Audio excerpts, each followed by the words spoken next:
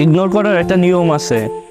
মনে করেন আপনি যার প্রতি দুর্বল, সে আপনাকে যত বেশি ইগনোর করে আপনি তাকে তত বেশি গুরুত্ব দেন। ফোন করেন, মেসেজ করেন, খোঁজ নেন, ব্যাকুল হয়ে তার তরফ থেকে না একটা রেসপন্সের জন্য ওয়েট করে থাকেন আপনি।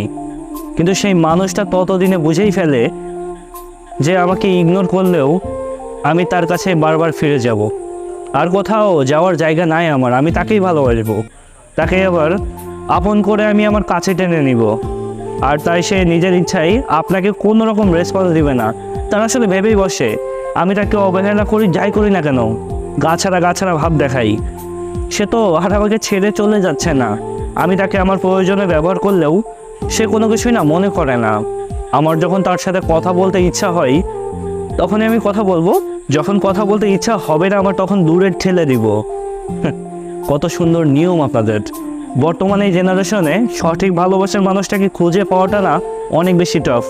আর আপনারা সঠিক ভালোবাসার মানুষটাকে পেয়েও অবহেলা করতেছেন, এটা আপনাদের ব্যর্থতা। কিন্তু মজার ব্যাপার হচ্ছে, যে মানুষটা আপনার ইগনোরের পর ইগনোর পেয়েও আপনাকে বারবার ভালোবাসি ভালোবাসি বলতেছে, আপনাকে আগলে রাখার চেষ্টা করতেছে, সেই মানুষটাই দেখবেন একদিন না আপনাকে আর আগলে রাখবে না। সেই মানুষটা আপনার প্রতি গাছাড়া গাছাড়া ভাব দেখাবে। ঠিক তখন গিয়ে আপনি রিয়েলাইজ করবেন যে তাকে আপনি কষ্ট দিয়েছেন।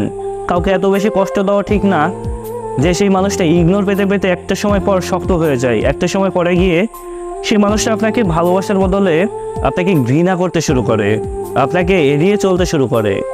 ইগনোর করারও না একটা নিয়ম আছে ব্রো। সবাইকে আসলে ইগনোর করা যায় না। যারা মূলত আমাদের প্রিয়জন, তাদেরকে আমরা ইগনোর করলে তারা ভেতর থেকে পুরোপুরিভাবে ভেঙে যায়। এই জন্যই কাউকে ভালোবাসতে না পারলে তাকে সরাসরি বলে দেওয়া উচিত যে তোমাকে আমার ভালোই লাগে না। তারপরেও ইগনোর নামক বাজে জিনিসটা সম্পর্কের মাঝে না হাঁটানোই ভালো।